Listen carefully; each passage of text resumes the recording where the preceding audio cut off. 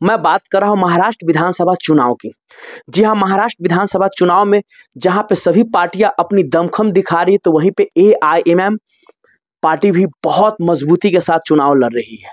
और इस चुनाव में कहा जा रहा है कि इस बार के जो महाराष्ट्र चुनाव हो रहा है, इसमें एआईएमएम पार्टी इतिहास रचेगी। और जी हां, इतिहास रचने के ही दिशा में जा रही है।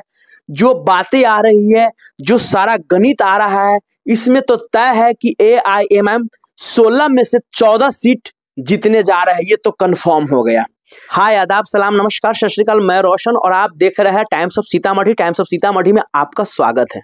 प्लीज इस वीडियो को शुरू से अंत तक देखिए। मैं पहला विधानसभा सीट की बात करूं तो वो है औरंगाबाद ईस्ट, जहां से सैयद इम्तियाज जलील साहब चुनाव लड़ रहे हैं। टक्कर में है बीजेपी के कैंडिडेट है अतुल सावे साहब।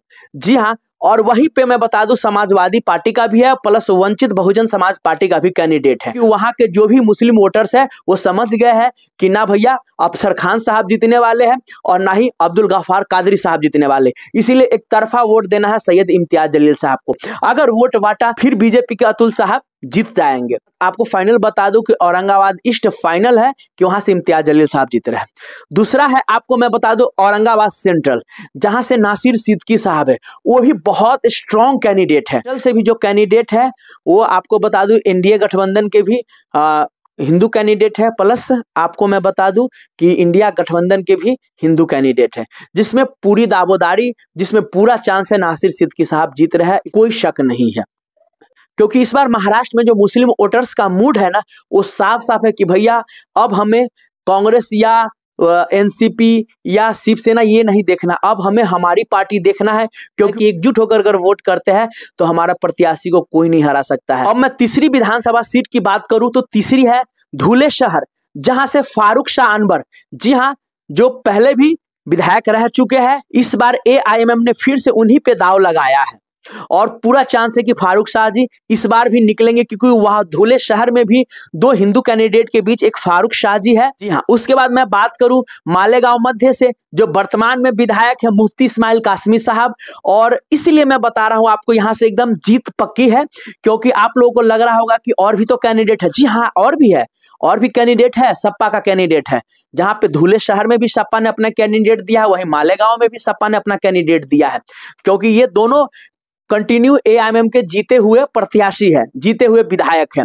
वहां भी सपा ने टिकट दिया है, लेकिन वहां के जो मुस्लिम वोटर्स है उनका साफ साफ कहना कि नहीं, सपा से कुछ होने जाने वाले नहीं है। इसी को लेकर वहां के मुसलमान भाई लोग एक तरफा मन बना चुके हैं और मूड है कि भैया हमें मुफ्ती इस्माइल कासमी साहब को फिर से जिताना है, ओवैसी साहब के हाथ को मजबूत करना है। धुले शहर से भी फारूक शाह अनवर साहब को फिर से जिताना है, प्लस एआईएमएम के और प्लस ओवैसी साहब के हाथ को मजबूत करना है।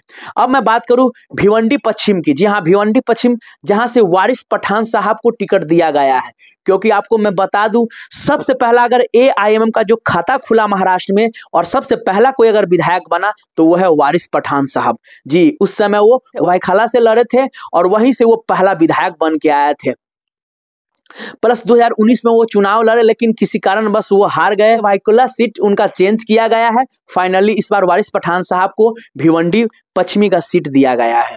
और वहां से भिवंडी पश्चिमी में भी जो बात आ रही है, वहां भी दो हिंदू कैंडिडेट के बीच एक वारिस पठान साहब है, प्लस वहां से सपा के भी है। लेकिन एक तरफा लोग मन बना चुके हैं कि नहीं, इस बार वारिस पठान साहब को जिताना है, क्योंकि पिछले बार भी वो नहीं जीते थे। वाईखाला, वहां पे फयाज अहमद खान साहब को टिकट दिया गया है, जो बहुत ही मजबूत और स्ट्रॉन्ग कैंडिडेट है। और इस बार लगता है कि वाईखाला जीत होगी, क्योंकि इस बार जो महाराष्ट्र के जो मुस्लिम वोटर्स है उनका मूड साफ साफ चेंज है। आप देखिए, बड़े न्यूज वाले भी दिखा रहे हैं, बड़े चैनल भी बता रहे हैं कि इस बार महाराष्ट्र में हो सकता है सत्ता का चाबी, जैसे एक बार बिहार में कहा जाता है कि रामविलास पासवान के पास सत्ता का चाबी था, उसी तरह ओवैसी साहब के हाथ में सत्ता की चाबी आने वाली है। चल रहा है जिस तरह से उनका वहां का माहौल है, वातावरण है, और जहां तक लोगों की बात है, जो ग्राउंड रिपोर्टिंग आ रही है, उससे तो साफ साफ लग रहा है कि वहां पे इस बार महाराष्ट्र के अंदर एआईएमएम इतिहास रचने जा रही है, इसमें कोई शक नहीं है। अब मैं बात करूं आपको मुमरा कलवा से, वहां से सैफ पठान कैंडिडेट है, उसकी भी बहुत मजबूत पेशी है, उनका भी चांस नहीं, पूरी चांस है कि वो जीतेंगे। अब मैं बात करूं वर्सोवा से, शिवसेना के हारून हारून खान है और प्लस एआईएम के रईस लश्करिया साहब है, तो टक्कर है वहां पे। उसके बाद मैं बात करूं सोलापुर की, तो सोलापुर से फारूक शाब्दी साहब, जी हाँ, जिसकी रैली में एकदम लगा था कि जीत उसी समय हो गया।